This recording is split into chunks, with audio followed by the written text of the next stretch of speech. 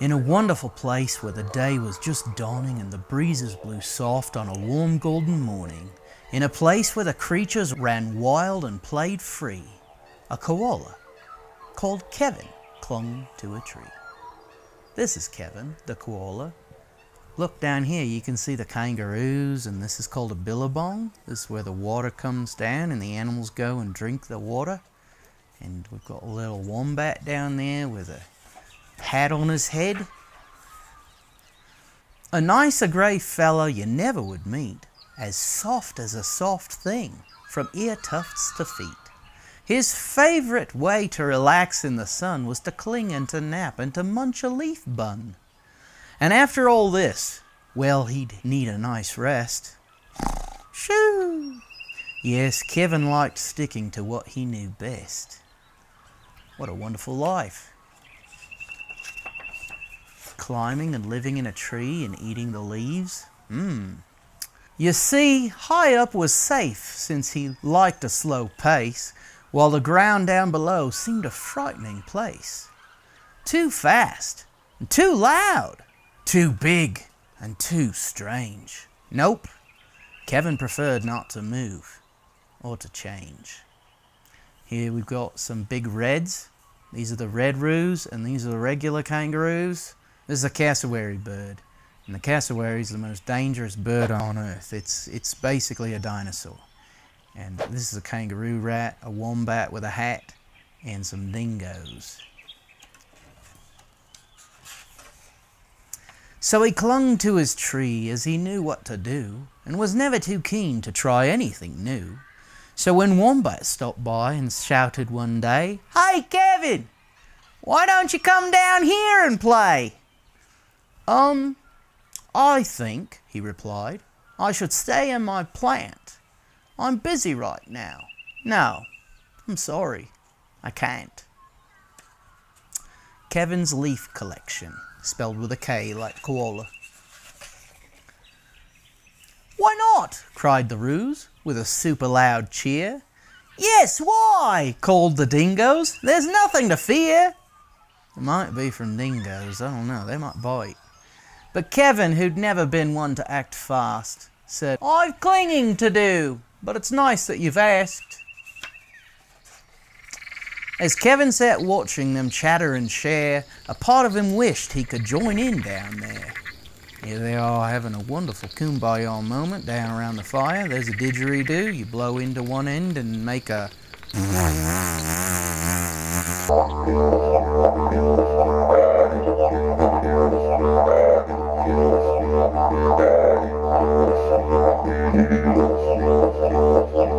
kind of sound. But there he is in his hammock, swinging. But he knew he'd miss home. It was so dark and so late. The whole thing was risky. Adventure could wait. Look at that croc. Whatever the invite, he'd always say no. Oh dear, it seemed Kevin just couldn't let go. So his life was the same no matter the day. The weeks came and went and the months rolled away. And Kevin stayed still while the world moved around until he awoke to a worrying sound. Tap, tap! The sound went. Well, this was a blow. Tap, tappity, tap, tap, tap, tap. Oh no! That would be a woodpecker. Uncling, the crowd called, which had gathered below. Leap and we'll catch you. Just let yourself go. There he is, clinging on for dear life. It's starting to crack. And there they all are. They're ready to catch him with this bit of green netting. But Kevin was scared. "Let go! No, I shan't! I won't!" shouted Kevin. "Oh dear, It's starting to fall. Starting. Can't! Whoomph! Down came the tree, and with it was bringing crash and a wallop, but Kevin's still clinging. There he goes, his little cuckoo clock is about to hit the ground. Maps of Australia, the lion inside, the leaf book, and his hat, of course. Down comes the tree. This is the scariest bit. Kevin, he carefully opened one eye. and looked up at the love staring down from the sky. Then one paw by one paw he loosened his hold. He felt springy and light and happy and bold. The worst he could think of had now come to pass, and he was just fine. Why, he felt quite first class. So when Wombat leaned over and held his paw out, Kevin no longer felt worry or doubt. He's got confidence now.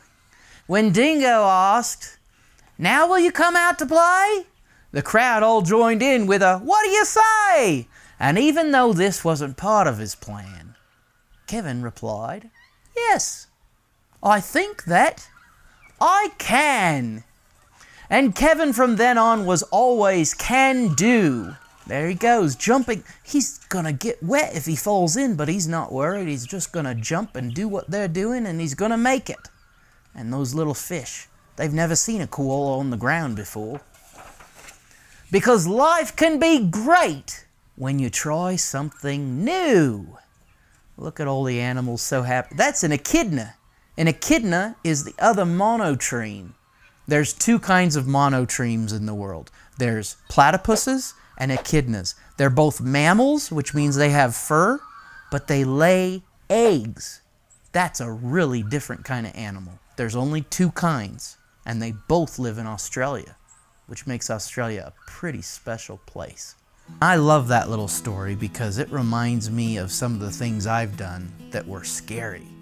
And sometimes there'll be things that you're going to be afraid to do that are similar. And if you just let go of your fear and try to dive right in, sometimes things aren't as bad as you thought they would be or as scary.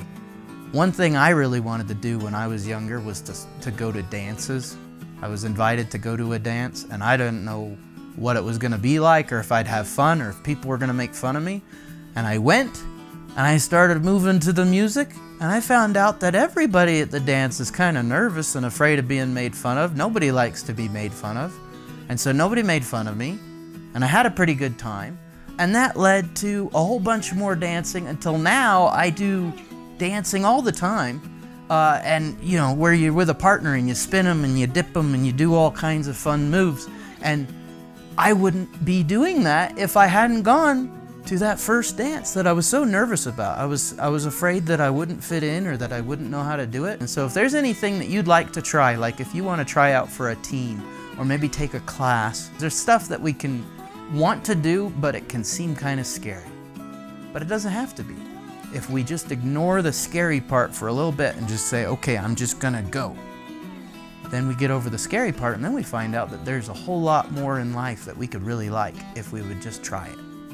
So that's the koala who could, and it's a story about you, that you can do things that you're afraid of and be okay. So we do hope you've enjoyed this great amazing book show. Subscribe and continue to enjoy more of these fascinating stories.